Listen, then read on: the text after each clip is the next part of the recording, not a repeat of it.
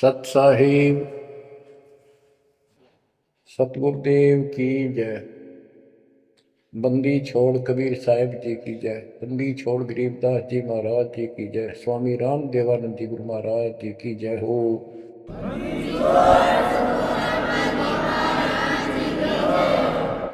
सर्व संतों की जय, सर्व भक्तों की जय, धर्मी पुरुषों की जय।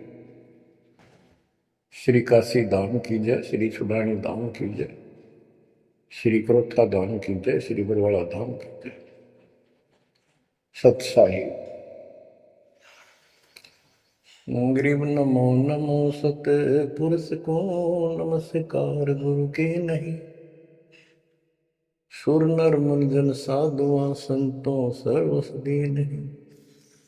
सतगुरु साहेब संत सब दंडोतम प्रणाम। आगे पीछे मध्य हुए तिनको जा कुर्बान। नराकार निर्विषम काल जाल भय बंधन। निर्लेपम निज निर्गुणम अकल अनुपेशंदनम। सोहम सुरति समापतम सकल समाना निर्तल। उज्ज्वल हिरंबर हरदम अम्बे पर्व अथाह पार नहीं मध्य तुम। ग्रीव दोष मरत सिद्ध होई गणनायक गिरताना। करो अनुग्रह सोई पारस पद परवाना। आदि गणेश मनाओ गणनायक देवन देवा। चरण कमल लाओ आदि अंत करूं सेवा। परम शक्ति संगीत अमृत सिद्धिदाता सोई। अविगत गुण अतीतम सतपुरुष निर्मोही। जगदम्बा जगदीशम मंगल रूप मुरारी। तन मन अर्पो शीसम भक्ति मुक्ति भंडारी। सुर नर मुनि जन ध्याम ब्रह्मा विष्णु महेशा। शेष सहस मुख गावे पूज आदि गणेशा। इंद्र कुबेर सरीखा वरुण धर्म राय जावे। समर्थ जीवन जी का मन इच्छा पल पावे। 33 कोटि अदारा जावे सहस 88। उतरे बहुजल पारा कट है यम की फांसी।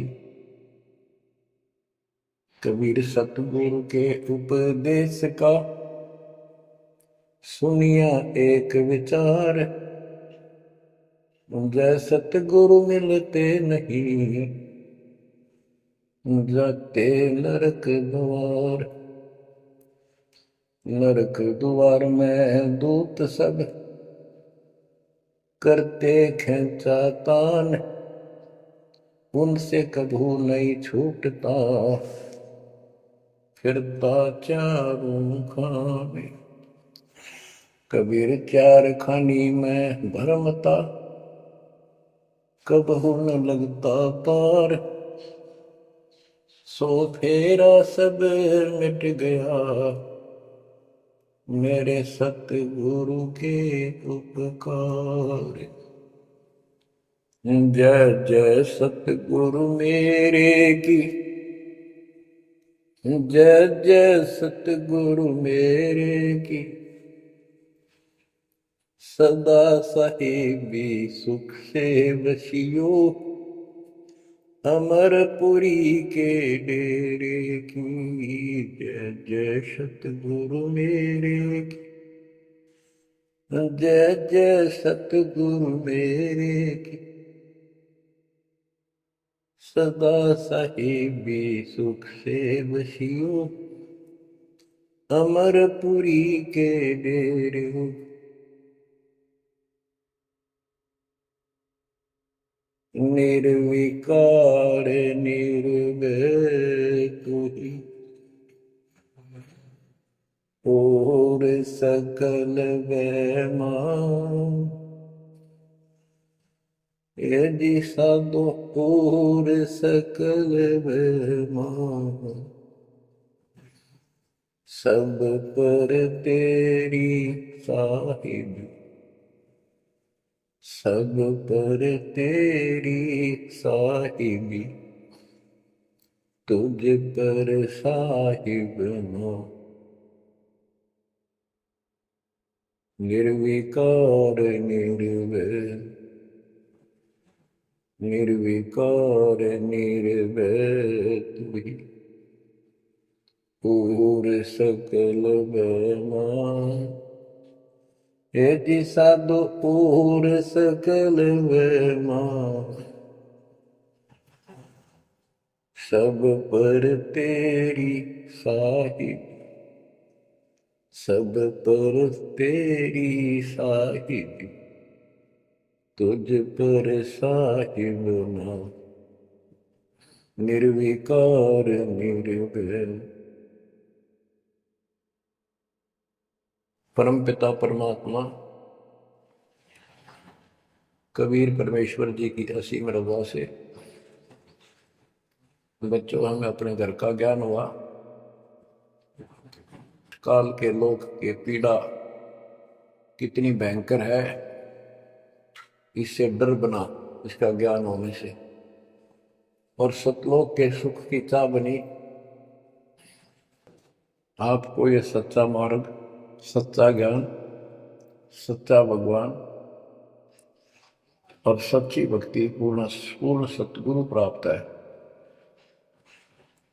अपनी किस्मत को सराहा करो, ये बंदी छोड़, उस मालिक के गुण गाया करो। ये परमात्मा, हम इतने निकम्मे इंसानों पर आपने कैसे दया कर दी। हम कैसा जुल्म करके आपको छोड़कर इस गंदे लोक में आए। आप कितने दयालु हो।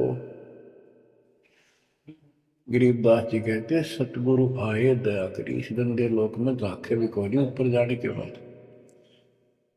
गरीबदास जी कहते सतगुरु आए दया करी इसे गंदे लोक में, और उस सुख स्थान को छोड़कर। जैसे केशव और कबीर रूप में जब मालिक दोनों रूप धारण करके आपस में चर्चा करते हैं, हमें समझाते हैं। केशव कहता है कहो कबीर क्यों उतरे ऐसे मुल्क मलिन, इसे मलिन लोक में क्यों आए आप। और वो छोड़े हीरे मोती लाल वहां ऐसे सुख सुविधा छोड़े आप।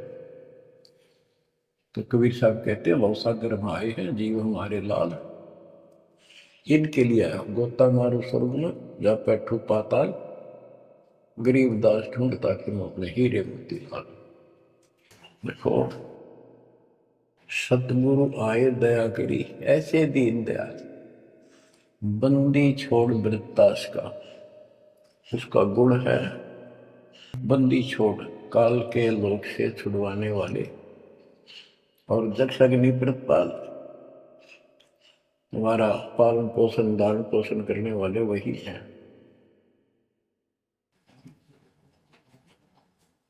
आपको इतना ज्ञान सुना दिया और सुना रहे हैं, इस ज्ञान से आपके अंतःकरण में ये फाइनल हो जाएगा एक दिन। क्योंकि बार बार कोई वस्तु सुनते हैं उसका धीरे धीरे धीरे धीरे असर बनना शुरू होता है। तो बच्चों परमात्मा प्राप्ति के लिए हम बहुत समय से प्रयत्न करते आ रहे हैं। युग बीत गए अपने को युग।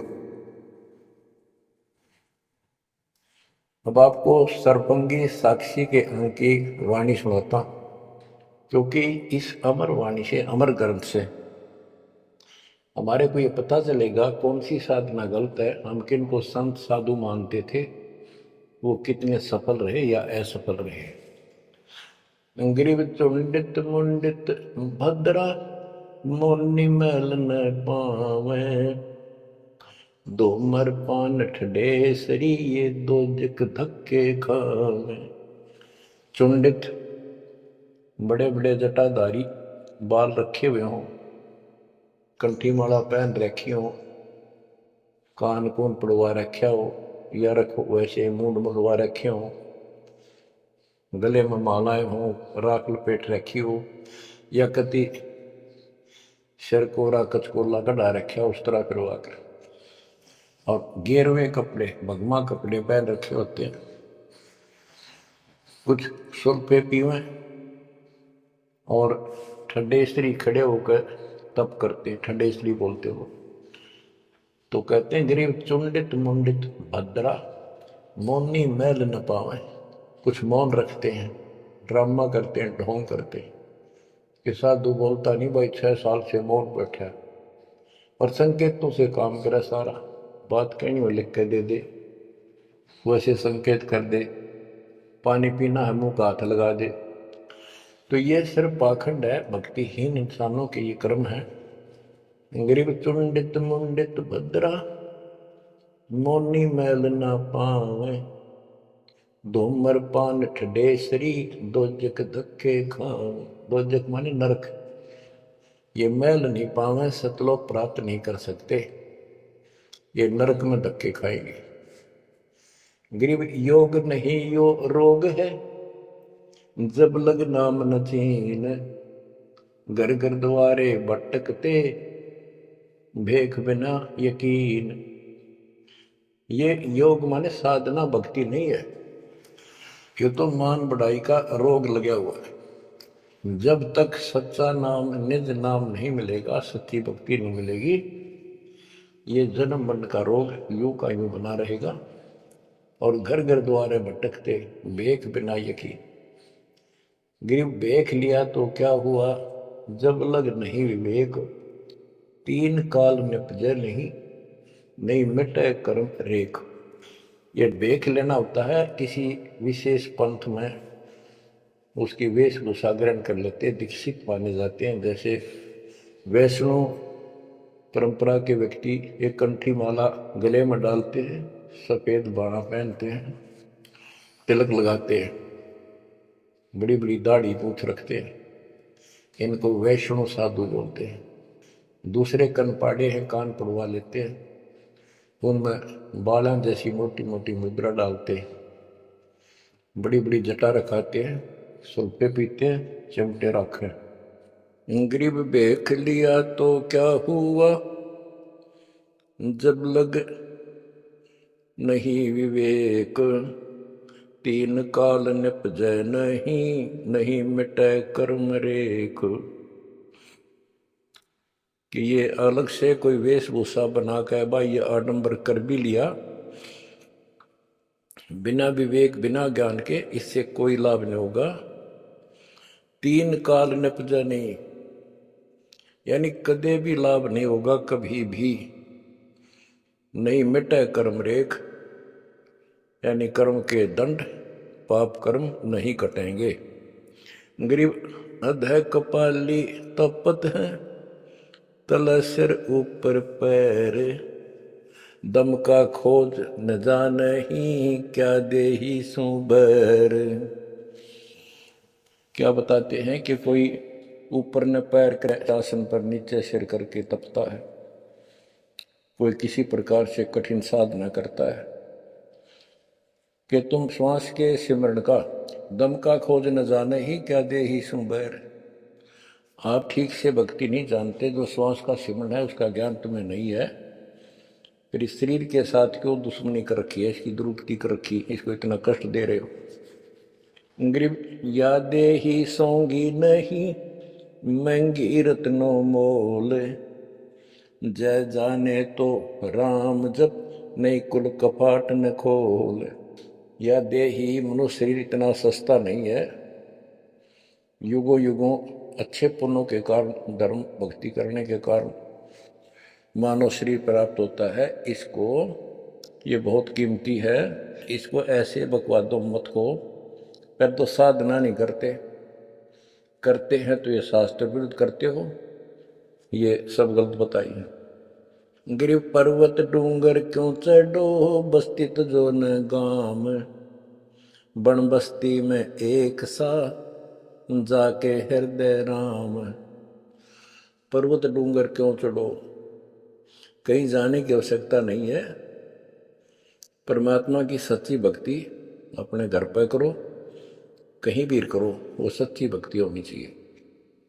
ग्रीव सत्पुरुष निर्गुण कला, सरगुण कल्प विनोद, ओहम सोहम से भिन्न अक्सर को सोहद।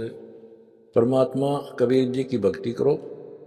और ओम सोहम तो आपको बता ही रखा है, इससे भी अलग एक मंत्र है, उस मंत्र को विशेष ध्यान से जाप करो। गिर बिना साड साडू नहीं सुनो से आनी लोए, सारा बरस बादुआ कारज सिद्ध ने होए।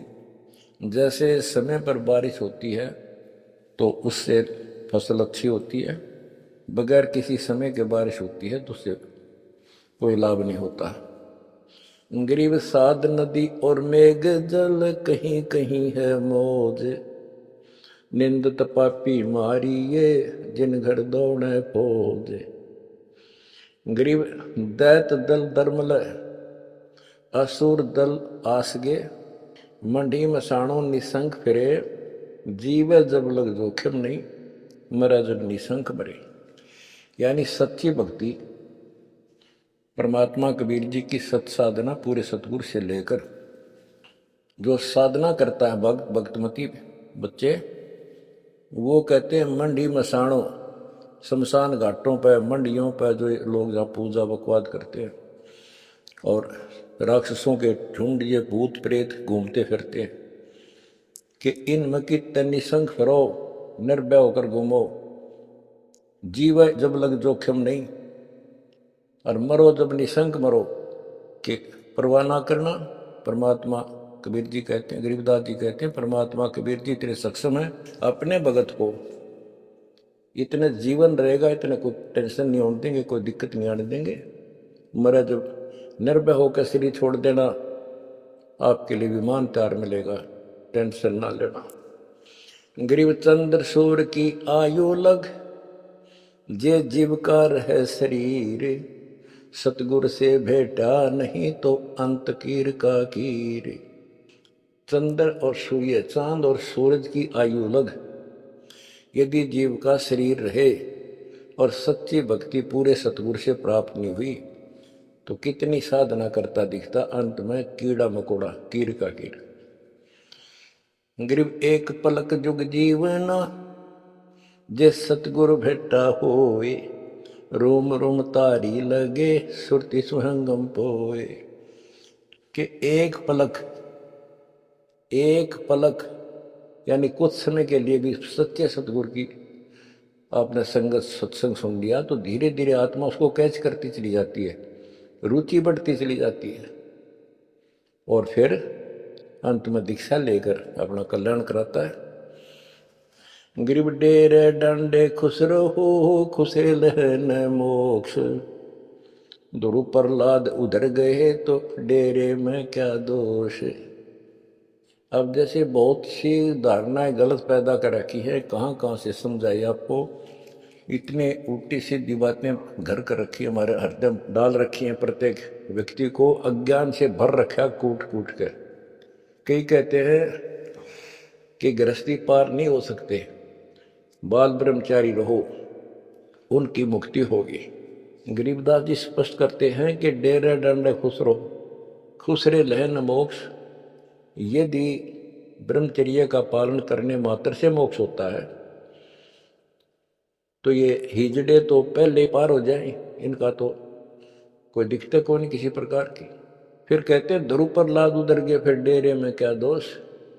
डेरा माने गृहस्थी। ध्रुव 5 साल की आयु में ने कठी साधना की, ये पिछले संस्कारों से ऐसे रिजल्ट मिलते हैं। इनको परमात्मा मिले विष्णु रूप में, इसने राज मांगा, इसको राज मिल गया। इसका भाई उत्तम को राज दे दिया गया था जो इसकी मौसी का बेटा था, और वो किसी लड़ाई में मारा गया। इकलौता पुत्र शेष ध्रुव बच गया उत्तान पात के। तो वो राज जो माँ ने कर्म फोड़ कर एक भगत को सताकर, अपनी बहन को भी सताया था इस सुरीति ने, जो उत्तम की माँ थी। ध्रुव का भाई उत्तम था, मौसी का बेटा। तो उसने इतने कर्म खराब किए, अपनी बहन को सताया, ध्रुव भगत को तंग किया, उसका लात मारी, धक्के मारे, अपने बेटे को राज दिलाया। परमात्मा की लीला देखो, उत्तम युद्ध में मारा गया ध्रुव को फिर वो राज मिला।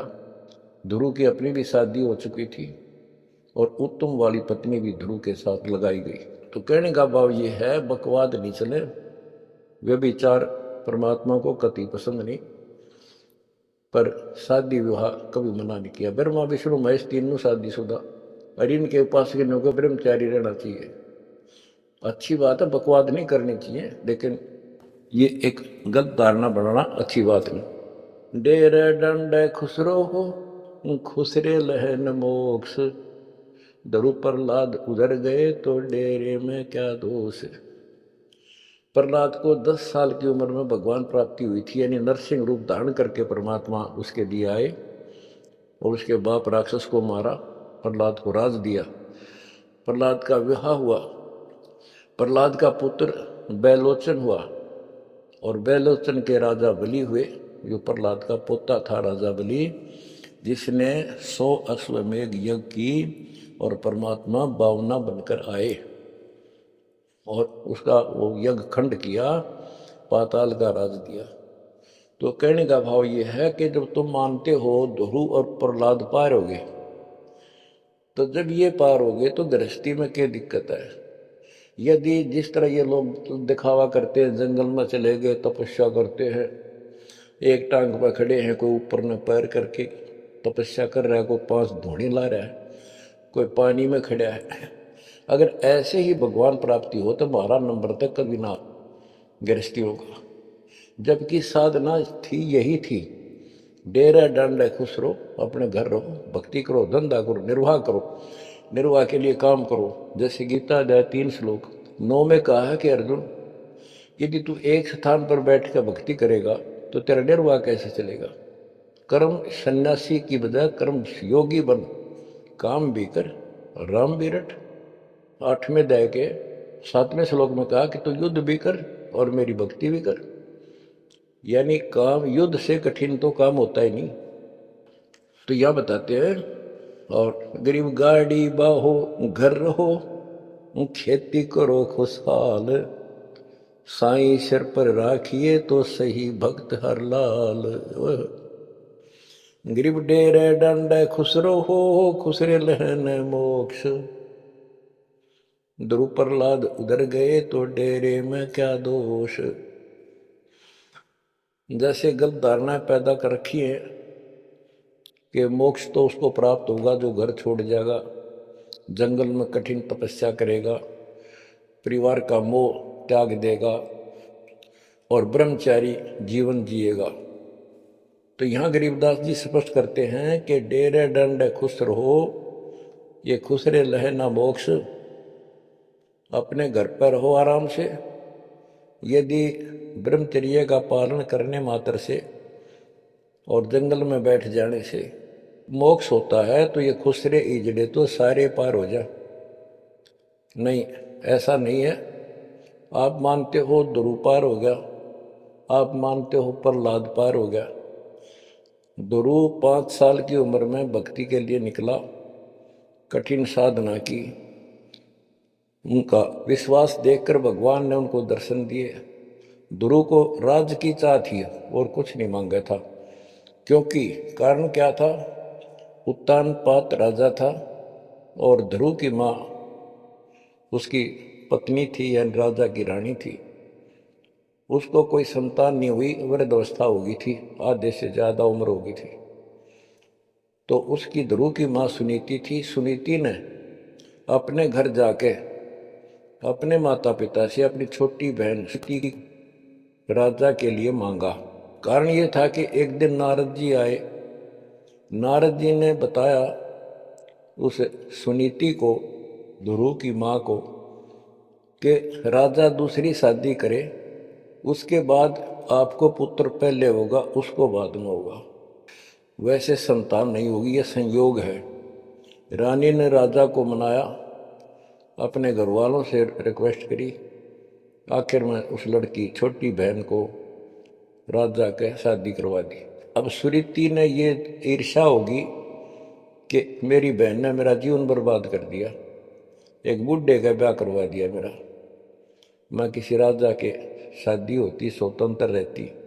जब विवाह करके राजा आ रहा था सीमा के ऊपर, कहा यहाँ लेके आ रहा था अपनी सुरीति सेकंड पत्नी को, राज की सीमा पर जाके रथ रुकवा लिया और बोली वो सुरीति मेरी कंडीशन है, ये मानोगे तो मैं आगे कदम रखूंगी, नहीं मैं तेरे साथ नहीं जाऊंगी।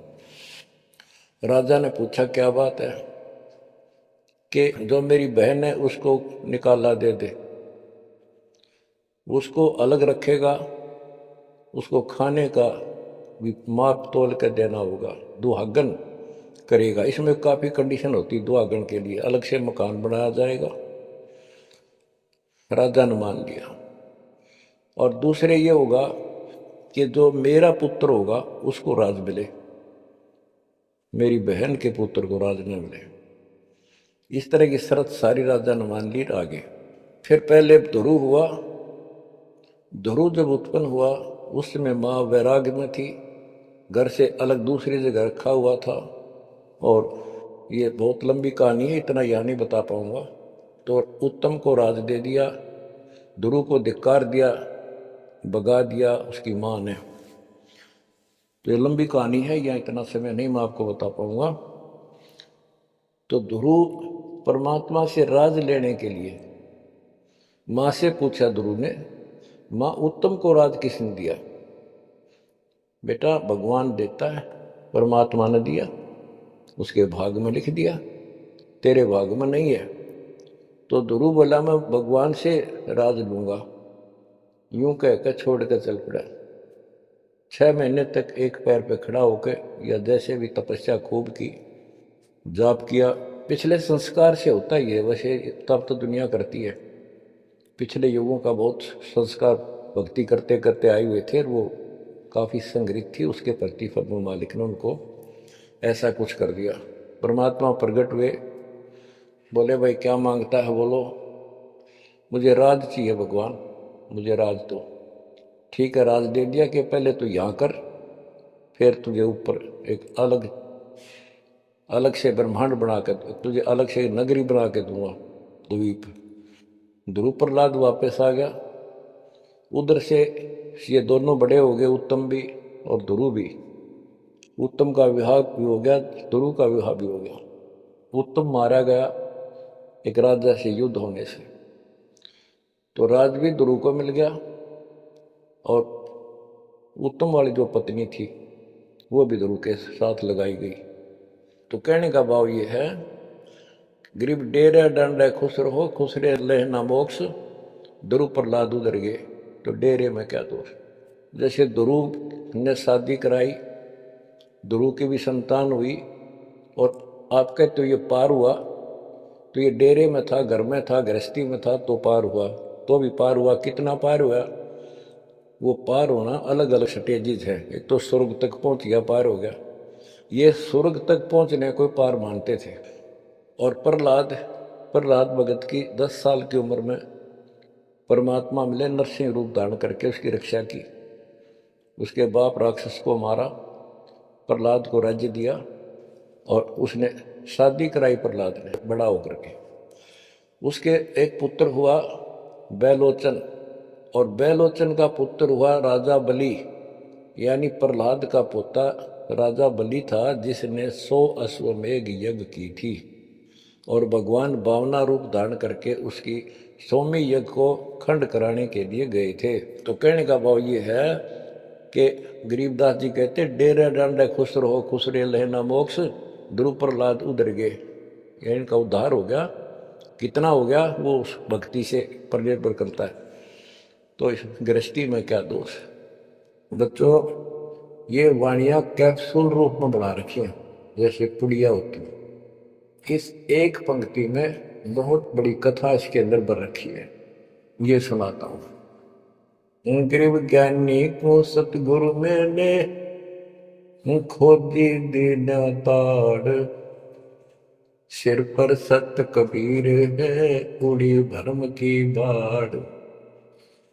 हमारी यह भरम की बाढ़ हमारी सब शंकाएं समाप्त कर दी कबीर भगवान के अमृत ज्ञान। कबीर और ज्ञान सब ज्ञान ली, कबीर ज्ञान सो ज्ञान, जैसे गोला तोड़ का करता चले मैदान। गरीब दत्ता जी आगू मेले, दक्षिण बीच दयाल, सूखा खोट हरा हुआ ऐसे दीन दयाल।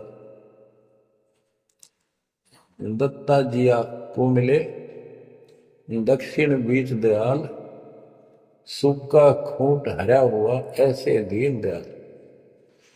एक दत्ता तथा जिया नाम के दो ब्राह्मण भाई थे। इनको तत्वा जीवा भी कहते हैं। ये अपनी देसी भाषा में गरीबदास जी ने दत्ता जिया का है। ये गुजरात स्टेट के अंदर एक भरूच शहर है, भरूच, समुद्र के किनारे पर। और उससे 12 किलोमीटर दूर एक मंगलेश्वर गांव है। हम खुद देख कर आए थे उसको, उस स्थान को। कई भगत थे मेरे साथ। तो मंगलेश्वर गांव के पास एक शुक्ल तीर्थ नाम का गांव हुआ करता था, जिसमें जिया और दत्ता, ये दो ब्राह्मण भाई भी रहते थे। वो सारा ब्राह्मणों का ही गांव था।